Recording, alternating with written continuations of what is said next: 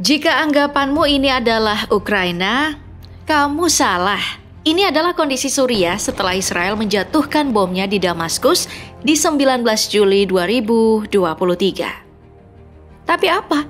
Tidak ada sanksi keras untuk Israel dari komunitas internasional sampai sekarang.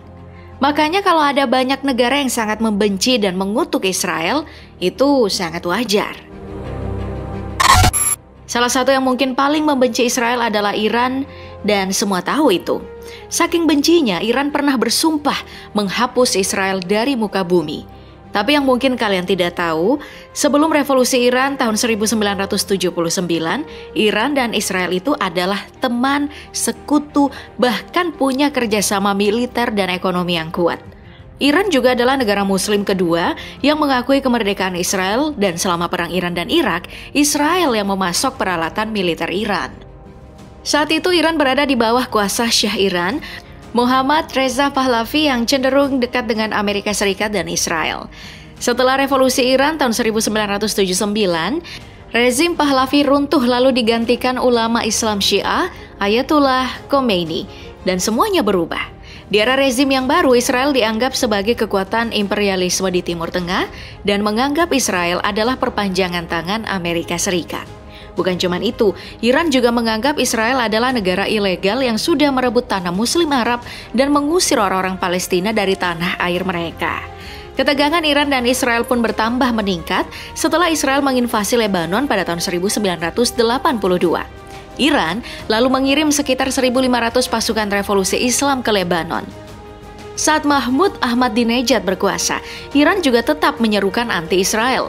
Bahkan dialah pemimpin Iran yang menyerukan untuk memusnahkan Israel dari muka bumi. Isu lain yang membuat hubungan Iran dan Israel menegang karena program nuklir Iran yang dinilai Israel sebagai ancaman. Israel bahkan jadi dalang di balik pembunuhan 5 ilmuwan nuklir Iran sejak tahun 2010. Termasuk ilmuwan terkemuka Mohsen Fakhrizadeh yang juga tewas dibunuh. Menurut media, Fakhrizadeh dibunuh oleh 20 agen dari Israel dalam 8 bulan perencanaan. Hal ini dilakukan Israel hanya untuk menghentikan program nuklir Iran. Mounted a blitzkrieg whose objective was destruction of PLO bases in... Lebih lama dari Iran, Suriah sudah membenci Israel bahkan saat Israel baru memproklamirkan kemerdekaannya di tahun 1948. Bahkan tepat 1 hari setelah Israel mendeklarasikan dirinya sebagai negara berdaulat, pasukan Suriah dan beberapa negara muslim lain langsung menyerbu Israel. Alasannya sama dengan negara muslim lain, Suriah tidak pernah mengakui Israel sebagai negara yang sah. Tidak mau menerima paspor Israel untuk masuk ke wilayah Suriah, juga melarang warganya bepergian ke Israel. Bisa dibilang, tidak ada hubungan ekonomi maupun budaya antara Israel dan Suriah. Saling berebut kekuasaan adalah pemicu konflik berkepanjangan dari kedua negara ini. Suriah pernah merebut wilayah Israel saat baru berdiri, namun akhirnya dikembalikan setelah penandatanganan perjanjian gencatan senjata di tahun 1949. Tahun demi tahun pun terus terjadi saling klaim wilayah. Yang mungkin paling parah itu setelah perang 6 hari yang terjadi antara Israel, Suriah, Yordania, dan Mesir tahun 1967, di mana setelah konflik berakhir, Israel banyak mencaplok wilayah sekitarnya, termasuk wilayah dataran tinggi Golan di utara yang merupakan wilayah Suriah. Intinya, permusuhan antara Suriah dan Israel berputar pada zona demilitarisasi, masalah air, dan penembakan. Dan sejak memulai perang, fokus negosiasi selalu tentang wilayah, namun tak kunjung ada kata sepakat.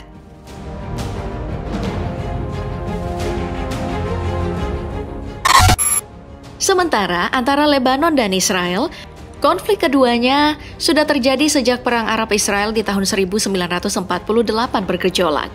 Kalau bicara tentang sejarah, Lebanon ini memang ikut serta, tapi sekaligus negara yang jadi bagian Liga Arab pertama yang mengisyaratkan gencatan senjata dengan Israel di tahun 1949. Dibandingkan dengan negara Liga Arab yang berkonflik dengan Israel soal batas wilayah, perbatasan Lebanon dan Israel ini adalah perbatasan paling adem ayem.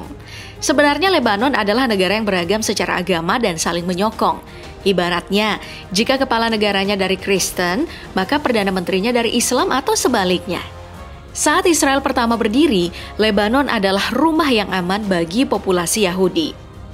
Lalu organisasi pembebasan Palestina yang direkrut ke Lebanon membuat keseimbangan antara Muslim dan Kristen terganggu. Konflik panas baru terjadi di tahun 1970-an yang dikenal dengan Perang Saudara Lebanon. Selama tahap perang ini, Israel mengambil kesempatan bersekutu dengan milisi utama Lebanon Kristen yang saat itu memimpin Lebanon. Imbasnya, hubungan antara Lebanon dan Israel pun tak kunjung membaik. Israel semakin dibenci Lebanon setelah menduduki sebagian wilayah selatan Lebanon dari tahun 1982 sampai tahun 2000. Ditambah, ada kelompok Hizbullah di Lebanon yang menjadi ancaman terbesar bagi Israel.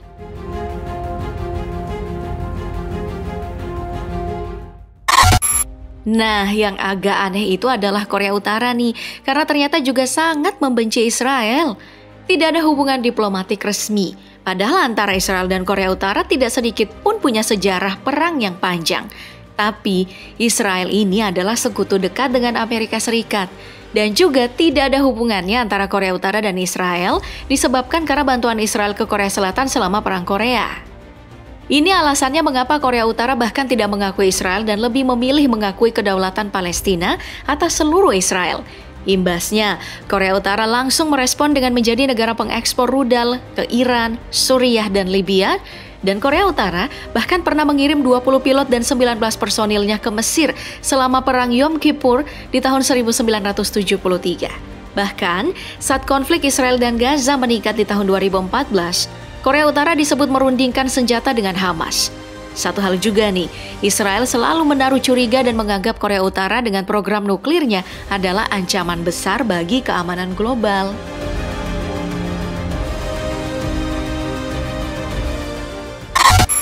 Salah satu negara yang juga tidak berminat membuka hubungan diplomatik adalah Indonesia.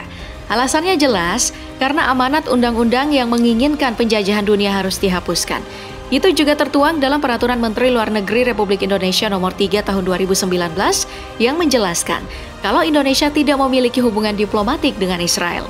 Jadi, kalau sikap Indonesia menolak keikutsertaan Israel di ajang Piala Dunia U20 di Indonesia, sudah sikap yang sesuai dengan amanat undang-undang. Bahkan jauh sebelum aksi penolakan pejabat, Bung Karno mengeluarkan perintah agar tim nasional Indonesia menolak bertanding melawan Israel di kualifikasi Piala Dunia 1958 Swedia. Padahal tinggal selangkah lagi Indonesia bisa lolos Piala Dunia. Meski begitu, Indonesia tidak sepenuhnya menentang Israel. Indonesia hanya cenderung menjadikannya masalah sebagai bentuk dukungan terhadap Palestina.